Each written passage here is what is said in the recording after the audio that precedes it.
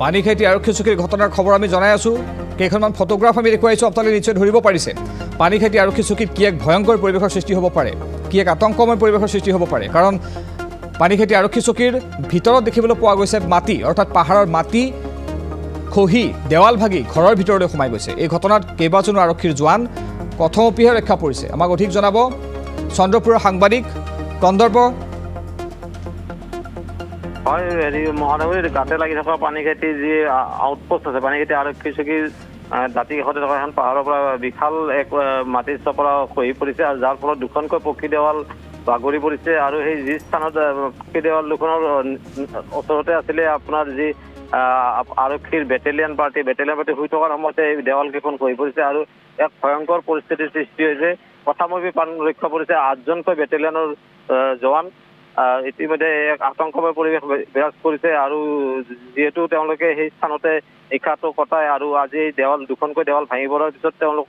মানে নিশাটো উজাগৰে থাকিব লাগিব এক আতংকময় পৰিস্থিতি বিৰাজ কৰি আছে কিয়নো এই বিশাল পাহাৰ এখন আৰু কিছু অংশ খহি পৰা এক আশংকা প্ৰকাশ কৰা হৈছে বনোৱা হৈছে বা আৰক্ষী চকীখন স্থাপন কৰা হৈছে তাৰ পাছফালে পাহাৰখন যুগ যুগান্তৰৰ পৰা আছে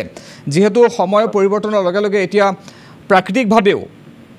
প্ৰকৃতিয়ে ৰূপ ফলাইছে বৰষুণ দিলে এতিয়া সাধাৰণতে অতি সহজে পাহাৰৰ মাটি খহি পৰে নিশ্চয় এই ঘটনা আজিৰ নহয় পূৰ্বেও চাগে মাটি খহি আছিল অলপ চলপকৈ আৰক্ষী এই সন্দৰ্ভত এই বিষয়টোক লৈ তেওঁলোকে সজাগ হৈছিল নে তেওঁলোকে সজাগতা গ্ৰহণ কৰিছিল নে হয় নিশ্চয়কৈ আপুনি ঠিকে কৈছে কি ইয়াৰ পূৰ্বে উক্ত স্থানতে পাহাৰৰ এক পাহাৰ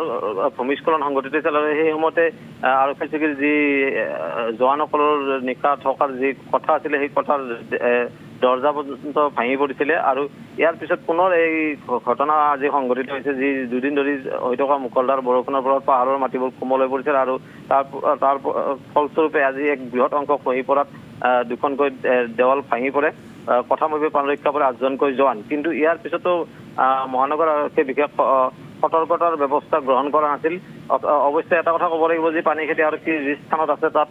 তেওঁলোকৰ যি ভূমি সেই ভূমি মানে নিশ্চয় কম আছিলে আৰু অন্য স্থানত নিৰ্মাণ কৰা এক যোজা চলি আছিলে কিন্তু এতিয়াও সম্পূৰ্ণ হৈ উঠা নাই ইয়াৰ পাছত আৰক্ষীৰ যিসকল জোৱান আছে তেওঁলোক নিশাটো ক'ত কটাব এতিয়া হয় নিশ্চয়কৈ যি জোৱানসকল আছে তেওঁলোক নিশাটো কটোৱাৰ এক ডাঙৰ প্ৰশ্ন আহিছে কিয়নো তাত কোনো দিনৰ তেওঁলোকে 24 ঘণ্টা কৰ্তব্যত নিয়োজিত হৈ থকাৰ পিছত নিশা কিছু বিশ্ৰাম কৰিব বিচাৰে কিন্তু যিহেতু তেওঁলোকৰ দুখনকৈ দেৱাল ভাঙি পৰিছে আৰু বৃহৎ মাটি পাহাৰৰ মাটি বাসগৃহৰ ভিতৰত যি আৰক্ষী চকীটো আছে চকীৰ ভিতৰত প্ৰৱেশ কৰিছে গতিকে তেওঁলোকে নিশা উজাগৰে থাকিব লাগিব আৰু তেনে বিশেষ ব্যৱস্থা তাত নিশা কটোৱাৰ বিশেষ ব্যৱস্থা তাত নাই হয় ধন্যবাদ জ্ঞাপন কৰিছো আপোনাৰ কন্দৰ্প কলিতা সবিশেষ তথ্যখিনি জনোৱাৰ বাবে